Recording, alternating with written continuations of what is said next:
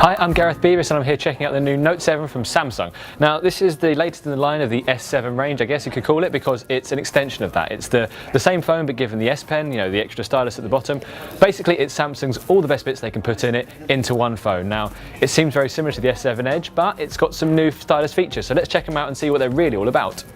Okay, so this is a Samsung phone, so let's talk about one of the most important things. It's the camera. It's a 12 megapixel optical image stabilization sensor at the back. It's got some very clever autofocus features.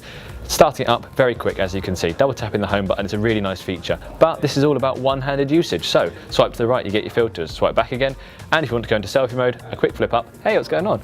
And back down again. So there you go, that's the camera, very easy to use. Again, Samsung's minimized things, made the UI very easy to set up, so hitting HDR there, you can hit the flash, all the main things are right there, but again, it's really easy to use one-handed. Let's get into the S Pen itself. Little click here at the bottom, that activates it, and that activates the S Pen features. First of all, we've got Smart Select, Translate, Magnify. These are the big things that Samsung's touting with this phone, but one of the most exciting is the always on display. Samsung has this feature for the S7, it's a really nice idea. It means this is always on, but if I wanted to actually just write a memo and leave it on the lock screen for myself, pull out the S Pen when it's in that lock screen mode, and as you can see, you can write on the screen really badly. Now if I fancied that to be my memo stuck to the screen, I can pin it, or I can save it as a memo for later. So if inspiration strikes me, there we go, it's there when I need it. Double tap to get rid of it, and you go back to the normal always on display. Samsung's actually improved this quite a lot this time around, so for instance, you've got these space ideas, or you've got the camera, improved clocks, lots of really good things to look through there.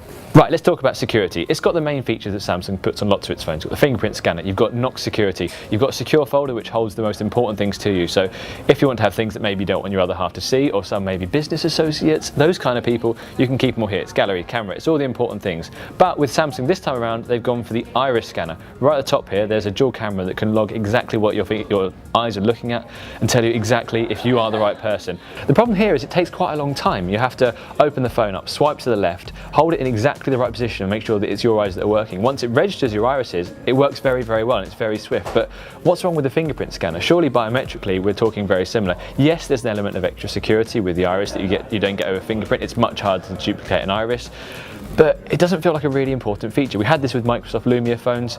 Yes, it's cool, but it doesn't add anything really extra. It's not fast enough, it's not quick enough. The design of this phone is actually very similar to the Samsung Galaxy S7 Edge. You can see the 3D thermoforming of the glass on the back here.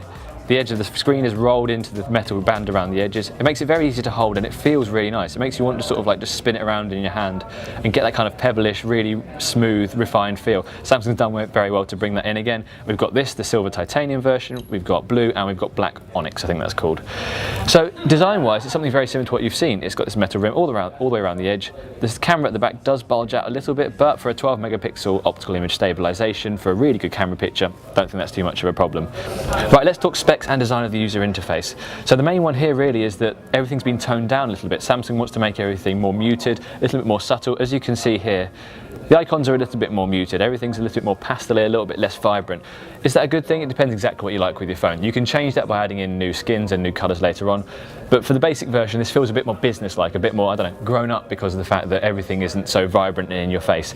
Specs-wise, this phone's got everything. It's got a octa-core Exynos processor, 4 GB of RAM, 64 MB of onboard storage. You can expand it using the memory card at the top here. That takes up to, I think, it's either 256 or 2 TB of storage. Everything really works as Samsung intends it to. It's the top end of everything. This is exactly what you expect with a phone that is going to be very expensive. Again, it's got the Edge heritage as well, because you can swipe along from the side here and you can access different panels, your quick settings there. Again, more of those, you can have your quick contacts and you can do different bits and pieces with those. So this phone is the same as the Galaxy S7 and S7 Edge in that it's IP68 rated. That means it's water resistant, it's dust resistant, roll around in the desert, jump in the sea. That's the kind of thing that this phone can handle. But with the S Pen, when you're scrolling all over the screen, if you're taking a note, it's actually going to work exactly as you expect it to. So I'm writing like this normally, that will work exactly the same way with a wet screen. So that's the Samsung Galaxy Note 7, and it's really a phone for the Note fans because Samsung's already made great phones with the S7 and the S7 Edge.